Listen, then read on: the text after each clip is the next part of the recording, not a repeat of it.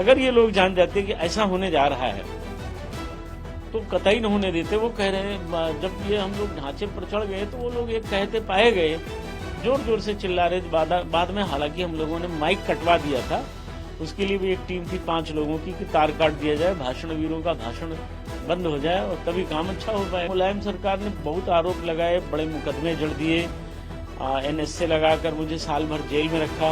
प्रदेश की कई जिलों में मुझे कई जिलों की जेलों में ट्रांसफर किया गया, दौड़ाया जाता रहा। मेरी मुलाकात यहाँ बंद थी, मुझसे कोई मिल नहीं सकता था, सेल में मुझे रखा गया था। बड़ी प्रताड़ना झेलनी पड़ी। मुलायम सिंह की सरकार ने कभी हमको चैन से बैठने नहीं दिया। जब भी वो उनकी सरकार आती थी, वो या उनके बेटे की जब भी सरकार आई, तो मेरे ऊपर तमाम फर्जी मुकदमे। जरा गौर कीजिए इन दीवारों पर, कहीं से सीमेंट उखड़ा है तो कहीं सीलन के कारण हरी काई जम गई है।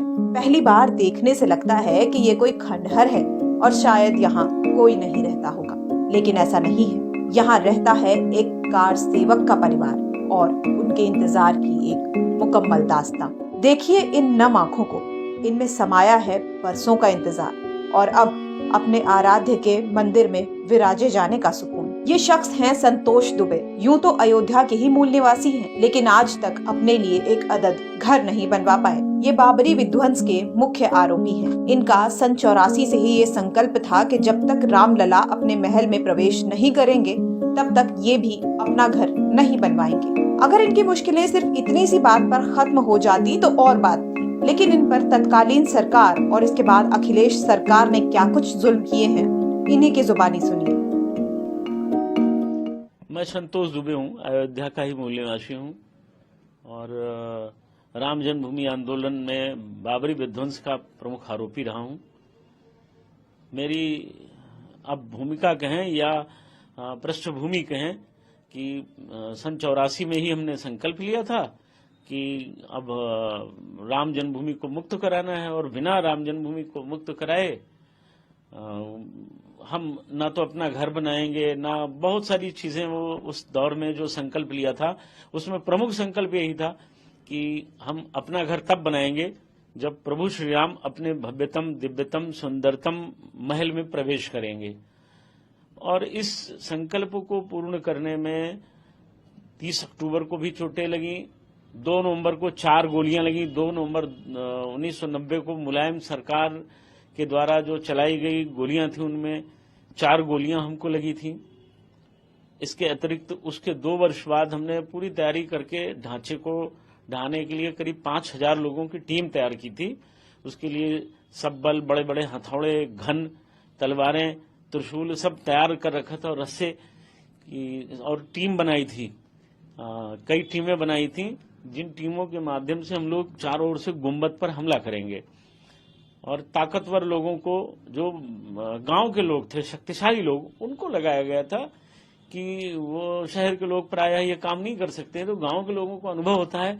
अब वो ढांचे के ऊपर वो कांटा फेंकना था जिसमें वो फंसता और रस्से से हम लोग चढ़ जाते, तो उसके लिए शक्तिशाली आदमी चाहिए थे। तो ऐसे 5-6 लोगों को चयनित किया गया था कि वो 100 मीटर का रस्सा उस पर फेंकेंगे, वो कांटे सहित।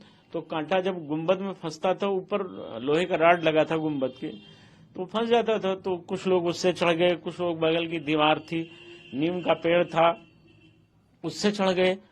तो इस तरह से हम लोगों ने कोई अनुशासन स्वीकार नहीं किया क्योंकि बहुत हो चुका था। बार बार कार सेवा के लिए आह्वान होता था और लोग निराश होकर लौट जाते थे। हम लोगों को बहुत ताने सुनने पड़ते थे, बहुत व्यंग घर परिवार समाज जिला प्रदेश सबके जो मिलने जुलने वाले लोग थे सब ताने देते थे। कहो भाई मंदिर बन गया, ढांचा ढह गया, तो अच्छा नहीं लगता था। तो इसलिए ये बड़ा दृढ़ निश्चय करके हम लोग 5 दिसंबर को सबको बुला चुके थे और सब लोगों ने आपस में मिलकर तैयारी कर ली थी कि किस तरह से तोड़ना है। तो इस तरह से 6 दिसंबर को हम लोग ये जानते थे कि तलवारों को से किसी को मारना ही नहीं था। तलवारों का उद्देश्य था कि जो वहां लोग रहेंगे उनको डराकर किनारे कर दिया जाए, काम में बाधा न पड़ने पाए। और ये जो भाषणवीर नेता लोग मंच पर थे, इनको रोकने का यही सिंगल ऑप्शन था, एकमात्र विकल्प था कि हम इनकी बात भी नहीं सुनेंगे। और पुलिस को भी तलवारों से भय लगता है, वो लोग भी दूर रहे। कुछ कैमरा पर्सन्स थे, वो विदेशी छायाकार, वो लोग हिंदू आंदोलन को उग्रवादी आंदोलन, उग्रपंथी आंदोलन वो बार बार बदनाम करते थे। तो मन में एक भाव ये भी था कि इनका कैमरा शांत कर दिया जाएगा, ये कोई फिल्म बाहर नहीं जाने देंगे। अगर बाहर ये फिल्में जाएंगी तो देश की बदनामी होगी और हम अपना काम नहीं कर सकेंगे। इस योजना को किसी को कानो कान पता नहीं लगने दिया गया था। अगर जरा सी भी चूक हो जाती तो लोग जान जाते, तो हम अपने मिशन में कामयाब न होते। मंच पर बैठे आडवाणी जी, उमा जी, कल्याण सिंह जी तो यहाँ नहीं थे, वो तो लखनऊ में थे, लेकिन मुरली मनोहर जोशी जी या जो भी लोग थे, अगर ये लोग जान जाते कि ऐसा होने जा रहा है तो कतई न होने देते। वो कह रहे हैं, जब ये हम लोग ढांचे पर चढ़ गए तो वो लोग ये कहते पाए गए, जोर जोर से चिल्ला रहे थे। बाद में हालांकि हम लोगों ने माइक कटवा दिया था, उसके लिए भी एक टीम थी 5 लोगों की कि तार काट दिया जाए, भाषण वीरों का भाषण बंद हो जाए और तभी काम अच्छा हो पाएगा।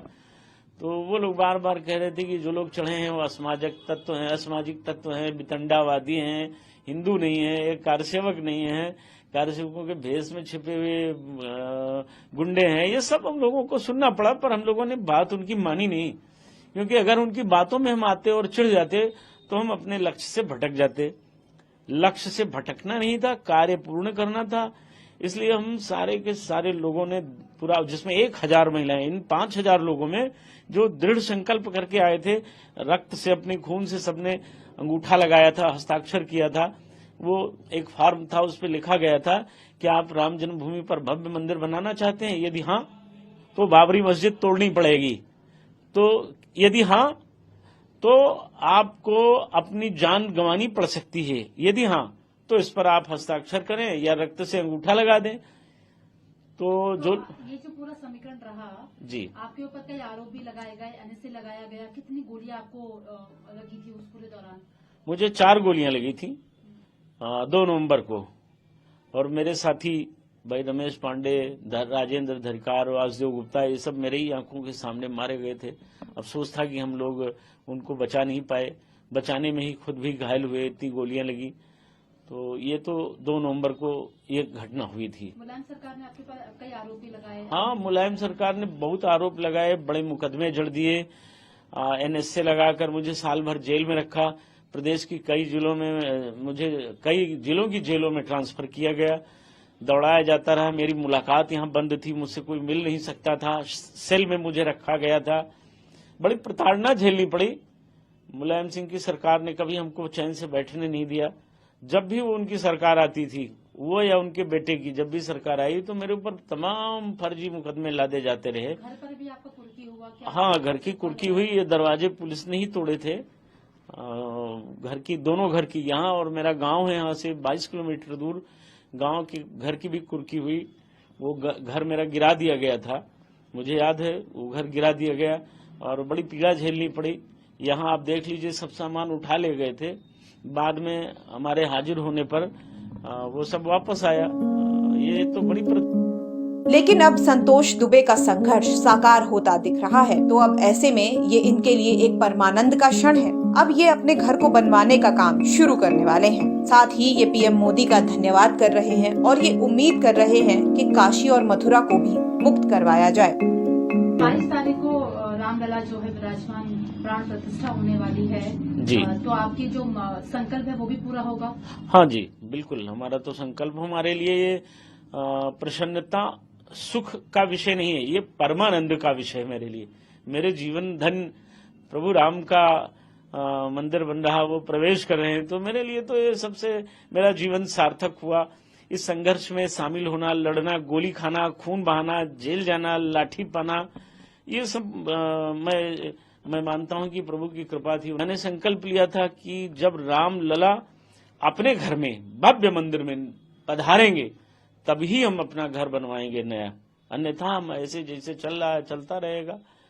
कोई बात नहीं है, हम नए घर में नहीं जाएंगे, लेकिन प्रभु ने कृपा कर दी। देखिए, देश में बहुत बार सरकारें आई और गईं, अयोध्या कोई आया नहीं पलटकर। अयोध्या में गोली चलाने वाले तो आए, लेकिन अयोध्या में रामलला के लिए कोई आया तो केवल माननीय नरेंद्र मोदी जी, भारत के प्रधानमंत्री, जिन्होंने बड़ी प्रसन्नता का विषय है, हर्ष का विषय है, गौरव का विषय है कि भारत का प्रधानमंत्री प्रभु रामलला के सामने साष्टांग लौट कर दंड प्रणाम करता है। हमें उन पर गर्व है और उन्होंने ही राम जन्मभूमि का मार्ग प्रशस्त किया है। और बहुत से प्रधानमंत्री आए, क्यों नहीं किसी ने किया। लोग भाषण वीरों ने भाषण दिया और चले गए। मोदी जी को बारंबार धन्यवाद। और वो जब तक जीवित रहें, उनकी आयु 1000 वर्ष हो और वो भारत के सदैव प्रधानमंत्री बने रहें, काशी और मथुरा को भी मुक्त करें। ब्यूरो रिपोर्ट, यूपी तक।